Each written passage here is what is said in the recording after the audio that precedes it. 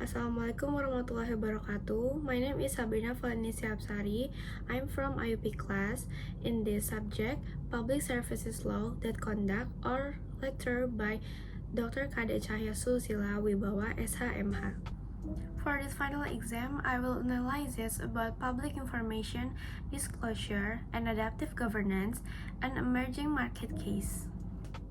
As a general overview, this article discusses the importance of public information disclosure as a basis for realizing adaptive governments, namely government management that can adapt to changing societal needs.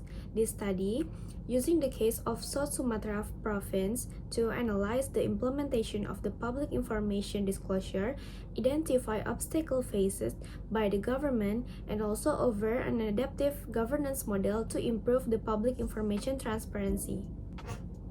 The relationship between information disclosure and the public services. First, how information transparency support the public services. The more transparent the government provides the information, the easier it is for the public to obtain fast, clear, and also accountable services. When the public has access to government information, they can monitor the services performance and provide meaningful feedback. And this will encourage the government to act more responsibly and reducing the potential for abuse of authority.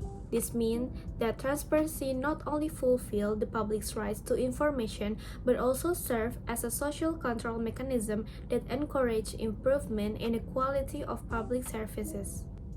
Second is how public services depend on transparency. Trust can be built if information sources are perceived as reliable, originating from trusted and accurate sources. If the public does not trust the government information the public services provide will struggle to gain legitimacy.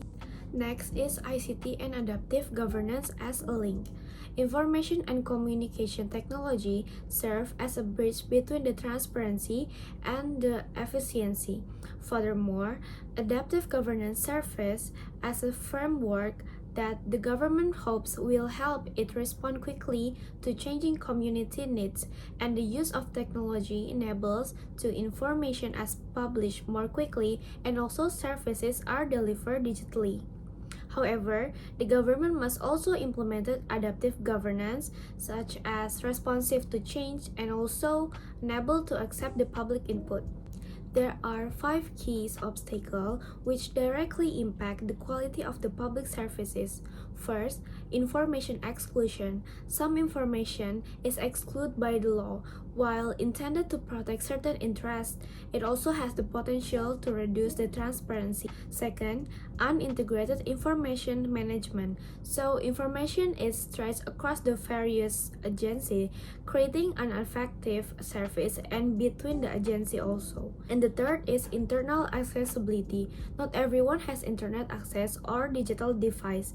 As the result, electronic-based services are not equally accessible. And the last is low digital literacy. Information transparency is not enough to simply provide information. It must ensure the public is able to access and also understand it. So for the recommendation, there are 3 pillars of adaptive governance. To overcome this obstacle, the article proposes an adaptive governance model based on 3 pillars. First is collaboration, where the government needs to involve the community and the others. And the second is flexibility, where the government adapts services to development and the needs. And the last is learning. The government must use the experience, but the successes or the failure as evaluation material to improve the public services. Because the focus this presentation is relation between the openness and the public information and the public services, I try to see if this research is able to explain the relationship in entirety. In my opinion, there are still some things that can be criticized. The first is limitation of the research scope. So the study focuses on South America Province. Generalizing the finding to the other regional contexts require caution. Different demographic characteristics, digital infrastructure, and institutional capacity in each province can produce different dynamics. The second is measuring the impact on the quality of public services. So the study identified the barriers to information disclosure, such as the resistant, limited access to information, and the low digital literacy. But however, this study does not fully answer the extent to which information disclosure empirically improved the public satisfaction with the public services. And the third is data subjectivity.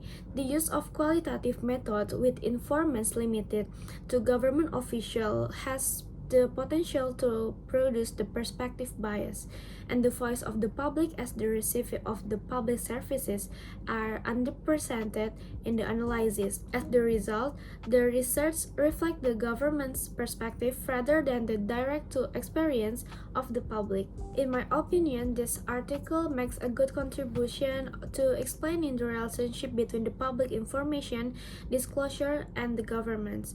However, it will be complete if the research also has the impact of the information disclosure on the quality of the public services from the public's perspective. And this way, the relationship between the transparency and the improvement public services can be proven not only theoretically but also empirically. I think that's all from me. Thank you. Wassalamualaikum warahmatullahi wabarakatuh.